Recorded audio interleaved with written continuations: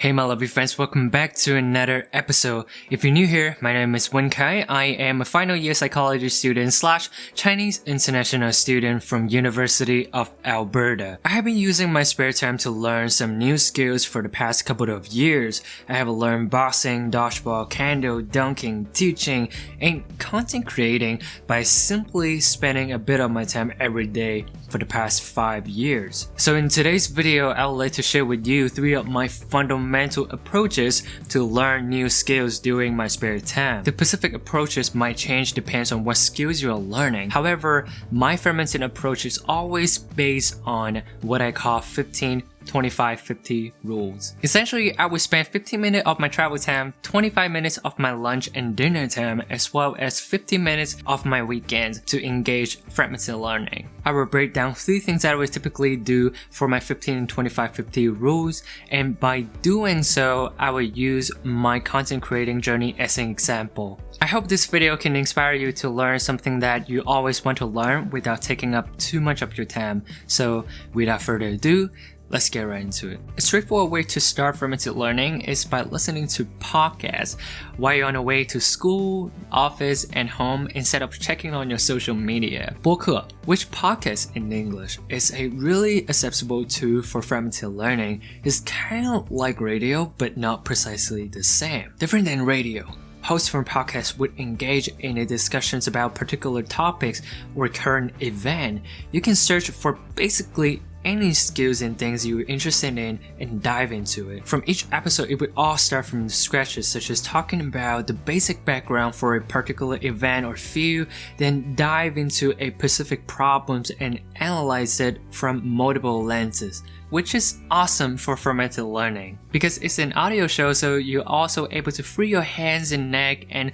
stop checking on your phone, and in a way, it also helps you to reduce the stress from your neck and shoulder. That's why I would strongly recommend you guys start listening to podcasts around 15 minutes a day during your travel time. For example, right now I'm listening to podcasts about social issue as well as self-development for the purpose of my content creations. I mainly use an app called 小宇宙. One thing that I like about this app is instead of heavily emphasize on algorithm, the staff would handpick the 3 episodes that they find it helpful and recommend it to you, so you don't need to worry about what content I should listen to today. The community is also pretty awesome. It kind of reminds me the early days of 知乎 or Quora, if you still remember them. 声东击西 and 随机波动 are 2 of my favorite podcasts right now. They mainly focus on one single event or subject and dive into the sorts of problems or just simply look at things from different lenses, which is pretty beneficial for me as a educational content creator. I also like the minimal design, and that's the reason why it became my main drive for the past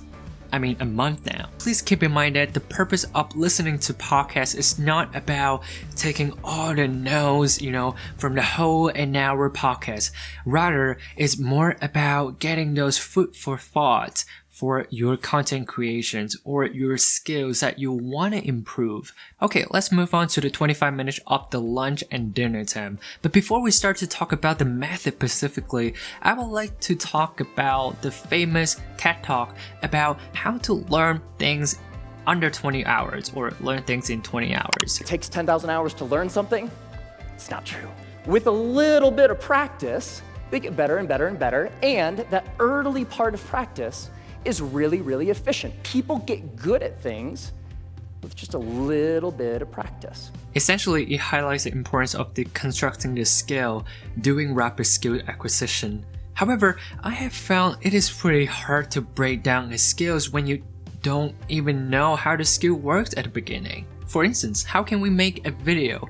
And that is a huge question to answer initially, and also a really complex task or skill to deconstruct at the beginning. That's why I would suggest finding your baseline first before you deconstructing the skill. If you want to learn how to make a video, you can simply start by recording yourself with your phone as your baseline, then asking questions along the way. After you can film yourself on your phone or camera and do some basic editing on the software, you can start ask more advanced questions such as how to add some cool effects to your video, how to have better audio, etc. Instead of outlining all the elements for particular skills, we can simply start it first and then figuring out deconstructing the skills along the way. That's where the 25 minutes of your lunch and dinner time comes into place. I would simply make a list of questions I currently have, then watch 1 or 2 videos that can answer those questions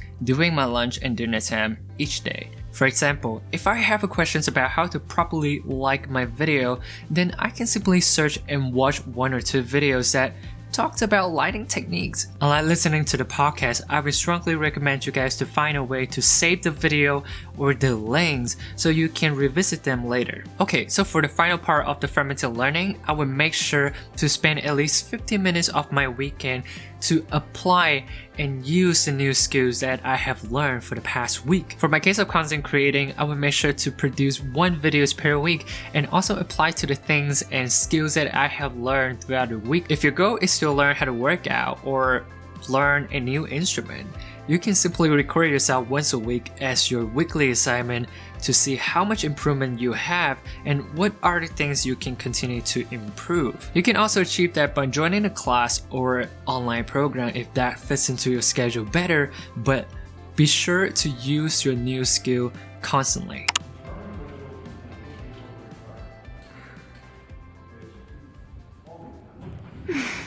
From my perspective, it is definitely the most essential part of my fragmented learning because in a way it forces me to use and apply those new skills every single week. Yep, so that's it for today's video and thank you so much for watching, and I really hope this video can inspire you to learn things that you always want to learn.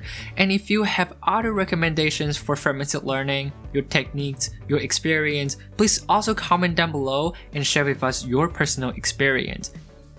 Until next one. Bye-bye.